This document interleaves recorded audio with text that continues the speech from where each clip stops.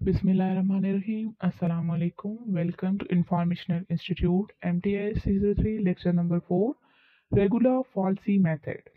सबसे पहले इसके आप इम्पोर्टेंट पॉइंट हैंडआउट पे नोट कर लें कि इसको हम रेगुलर फॉल्स मेथड को हम कन्वर्जेंट मेथड भी कहते हैं। ये हमारे पास कन्वर्जेंट मेथड है। इसको हम मेथड ऑफ फॉल्स पोजीशन भी कहते हैं और इस पे भी हमारे पास जो 2 पॉइंट्स हैं वो यूज़ होते हैं जिनके साइन ऑपोजिट होते हैं।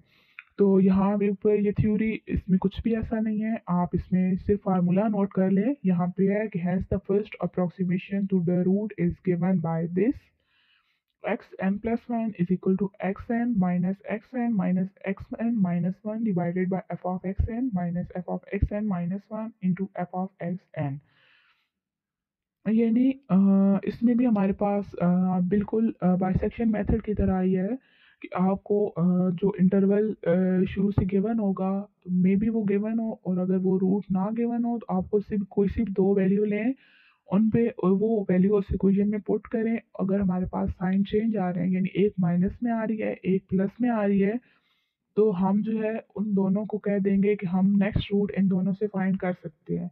लेकिन अगर उनके साइन सेम हुए तो हम उसके अलावा फिर कोई और नंबर पुट करके देखेंगे। एग्जांपल देख लेते हैं, इससे आपको अच्छी समझ आ जाएगी।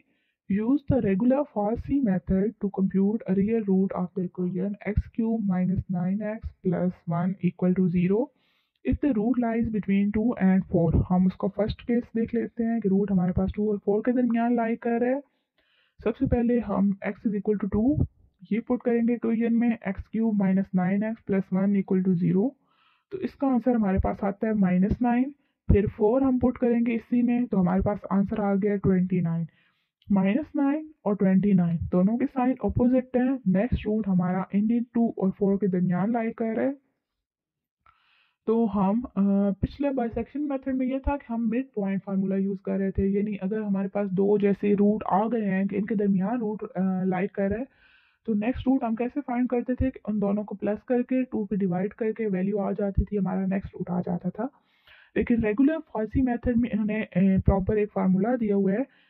The first approximation is given bye, यानी एक्स नॉट हमारे पास यानी x1 था, x2 था, x3 कैसे फाइंड करेंगे? x2 minus x1 divided by f of x2 minus f of x1 into f of x2। ये फार्मूला आपने याद रखना है। इसमें x2 हमारे पास क्या है 4 है और x1 क्या है 2 है। तो x2 की वैल्यू हमने पुट की 4 माइनस x2 माइनस x1 है 4 माइनस 2 करेंगे। f of x2 minus f of x1 क्या है कि f of x2 फंक्शन की वैल्यू x2 पे, तो वो क्या है 29 है।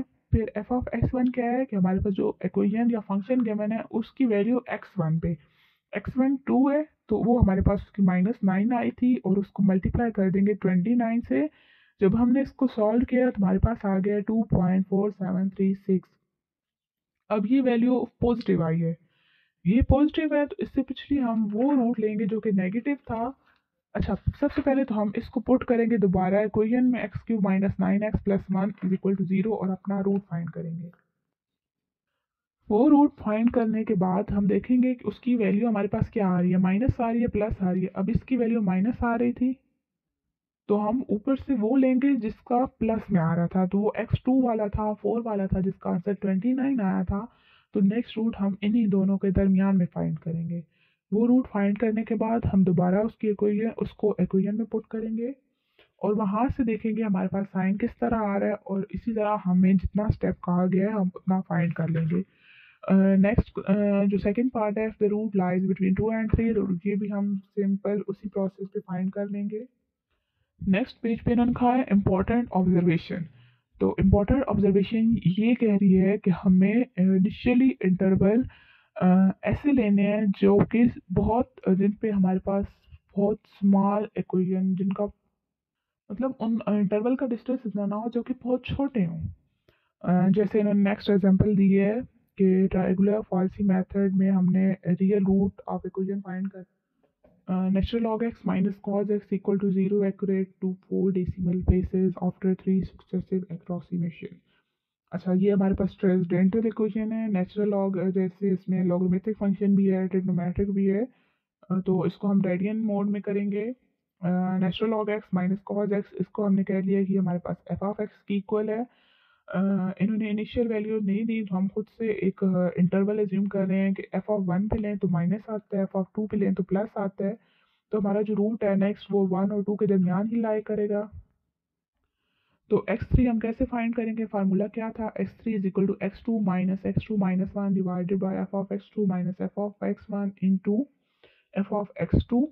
तो हम x2 की वैल्यू पुट करेंगे, x1 की करेंगे, एफ ऑफ x2 की करेंगे, एफ ऑफ x1 की करेंगे, सॉल्व करेंगे तो हमारे पास आ रहा है 1.3275।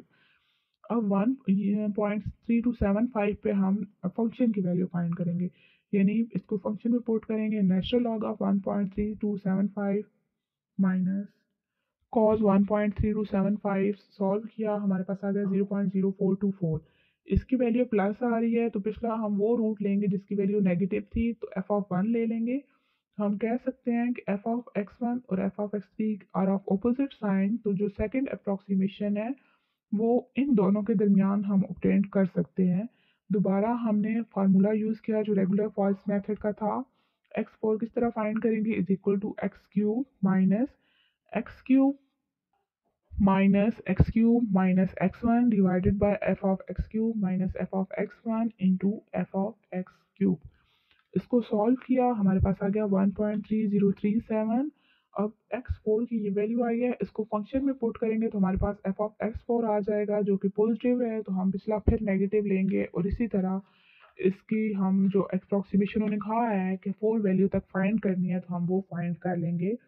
नेक्स्ट एग्जांपल जो गिवन है वो भी हमारे पास ट्रांसडेंटल इक्वेशन है जिसमें हमारे पास ट्रिग्नोमेट्रिक रेशियो है, एक्सपोनेंशियल है। तो ये आप खुद प्रैक्टिस कीजिएगा। अगर आपको कुछ भी इस लेक्चर में समझ नहीं आई तो आप कमेंट करके पूछ सकते हैं। लेक्चर समझ आ गया है तो चैनल को सब्सक्राइब कर दें, लाइक कर दें, शेयर कर दें। बहुत शुक्रिया, अल्लाह हाफिज़।